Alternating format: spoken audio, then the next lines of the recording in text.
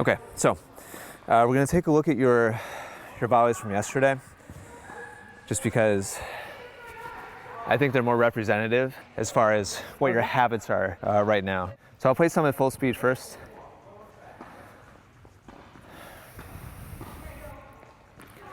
I want you to notice kind of the J shape on your forehand side.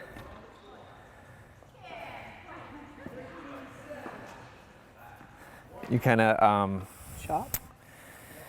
Chop is one way we could describe it. Chop would be like the initial downward part of it. Like this shot really, Ira and I like kind of turned and looked at each other after this particular shot. Like you made contact and then like aggressively hit the ground. Like your racket almost bounced off the ground twice because there's so much like downward force to it.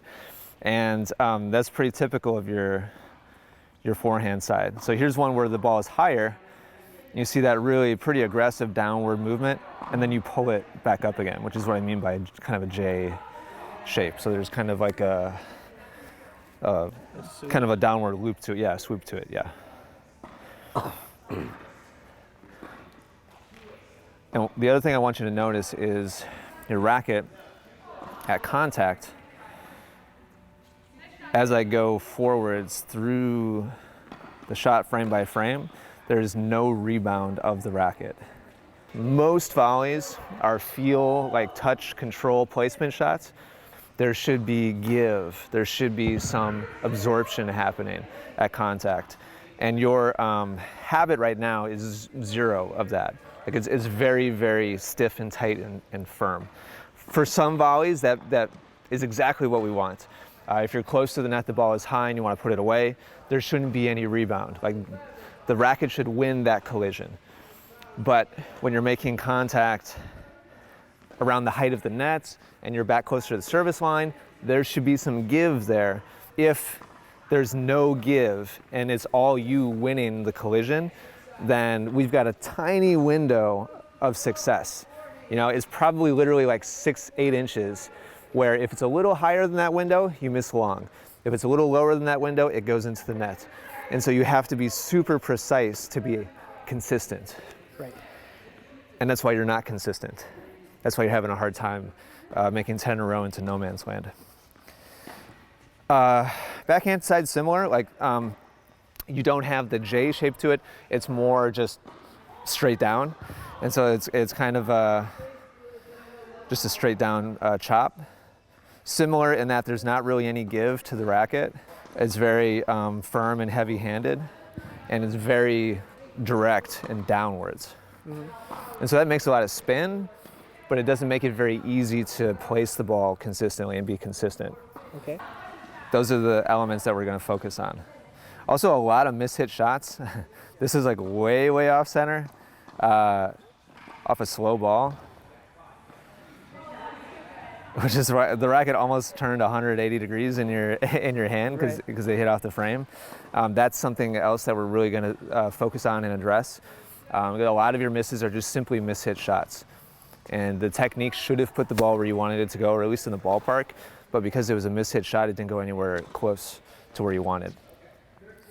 All right, now, just to kind of contrast that, just kind of keep in mind that the overall shape and force that you had with your volleys.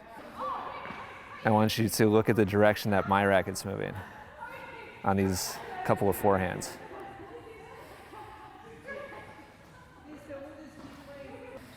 So the predominant direction of movement for my racket is actually towards my target. Yours was downwards. Mine is outwards, towards where I want the ball to go. You mentioned like the shots that you hit in no man's land are just kind of sitting there.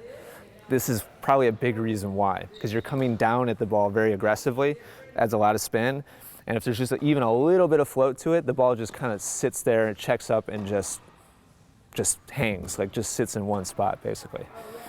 The other thing I want you to notice is at contact, watch my racket on the next frame. It actually, gives? yeah, it's got give to it. Now this is, again, like purely situational.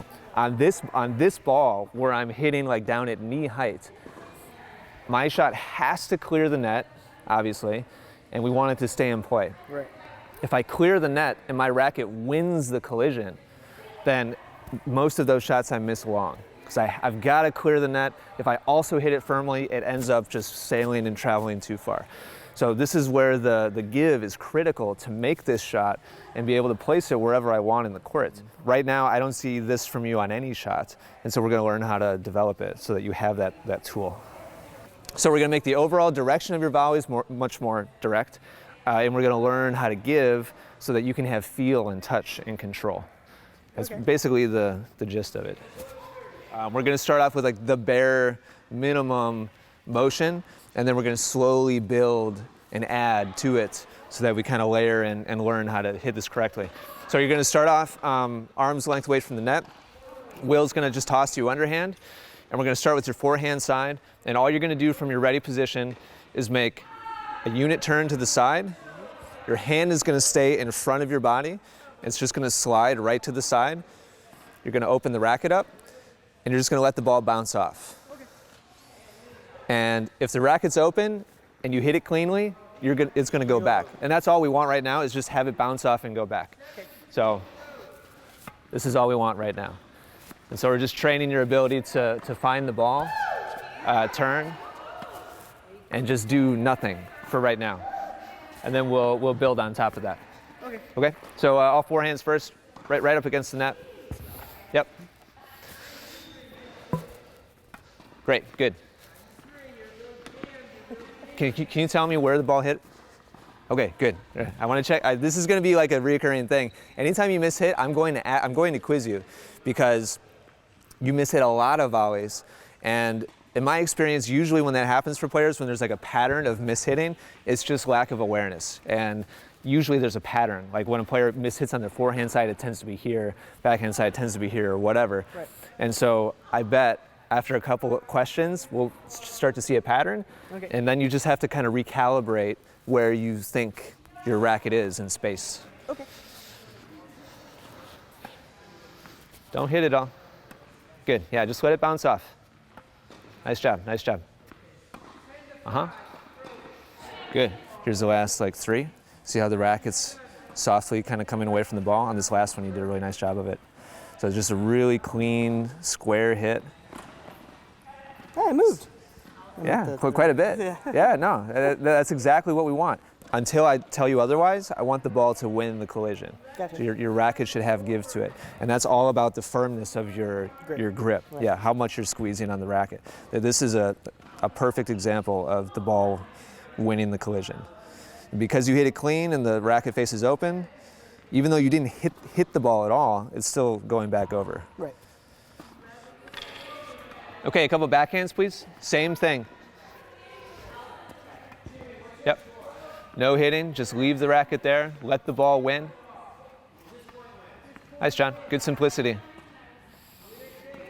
Where did the ball hit? Good. Good awareness. You're going to stay arm's length away from the net. And as he alternates from your forehand to your backhand, we're going to continue to focus on keeping it as simple as possible, absorbing, but now also you're going to start to be aware of where your racket is facing. And so your target is that basket right there.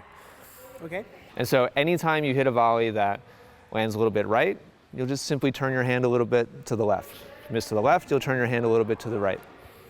And that's it. Okay. That's how you make a volley go exactly where you want it to go. Now, before, you had a lot of other variables involved. Like the racket was moving in like directions other than where you wanted the ball to go. And so that complicated things. What we're doing now is as simple as humanly possible. And so you should be able to really narrow in on that basket pretty easily. Okay. Any questions? So all forehands at first, please. And Will, why don't you just catch and toss the same ball? Because they're all going to go right there.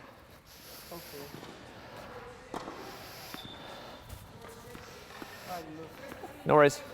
I was over here, though, right? Before you asked. Excellent, John. That's it. That's it. Yep.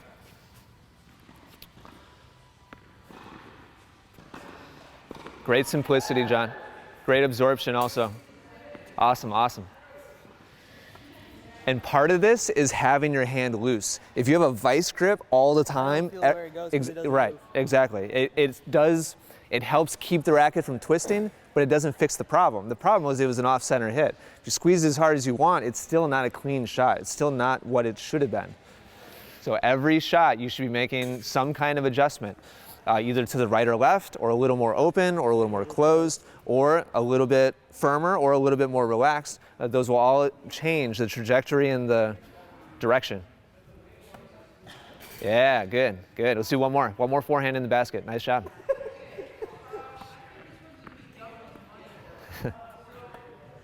Easy. Okay, don't need that much firmness. That was off center. Getting there. Nice. Okay, good. Backhands.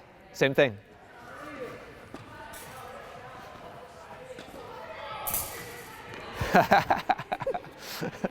Good shot. Let's get one more of those. One more of those. You made 2 forehands. We got to make 2 backhands. Will's going to take the basket, and he's going to bring it back like 6 feet. Okay. You're going to stay in the same spot. Now there's additional distance. That's still your target. We're going to go back to all forehands. What adjustments do you need to make to now change the result to be around the new target? Just changing the depth will be firmness and opening the racket face. Yeah, good, good. There's only 2 it should have to change. Yep, firmness and trajectory is huge. The more open you make the racket, the further the ball will travel until you get beyond a certain, angle. Yeah. Right. So yes, it's all about firmness and angle. Keep in mind, Will is also sending you the ball from further away, which means there's more energy. This is similar to what I talked to you about on the baseline. So while you will need a little more firmness, it's not as much as you would maybe think because he's adding energy. Does that make sense? Yeah. So it's not a big change, even though we just doubled the distance away from you. All right, all forehands, please. We're gonna go to you make at least 1 in the basket. Good adjustment, right there, first shot. Yep. Doesn't take much, does it? No. Yep, that's it, John.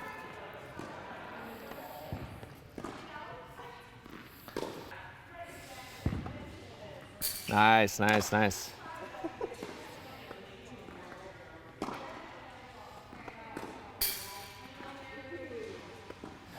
Where did the ball hit? Good, good. Good. Okay, I want to show you these. You're doing a great job. You've added length for sure. And so there's a little bit more kind of gentleness to this. As your off-center hit. Just one more here.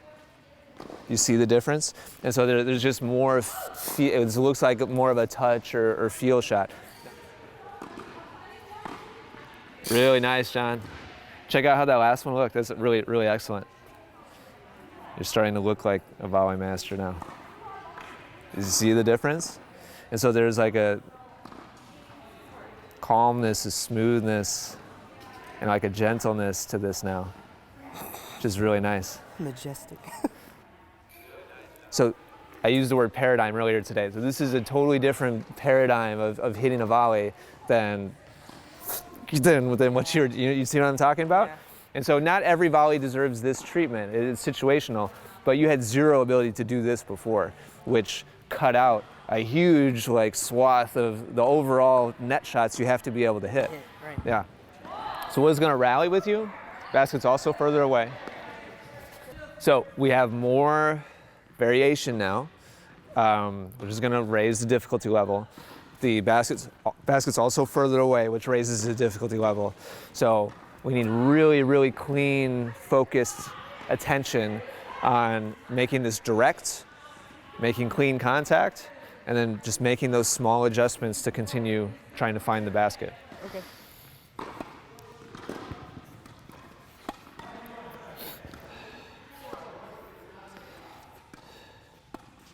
Good direction, John.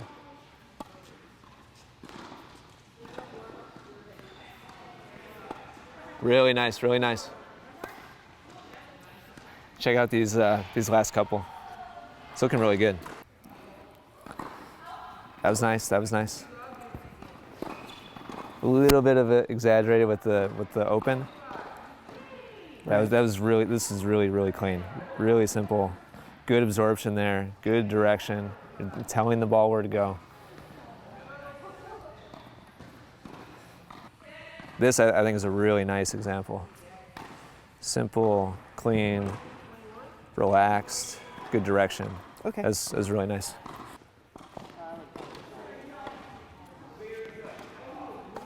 Really nice. Good. Better direction on the last backhand. Good job. Good job. I want you to just watch and listen in full speed in that last rally.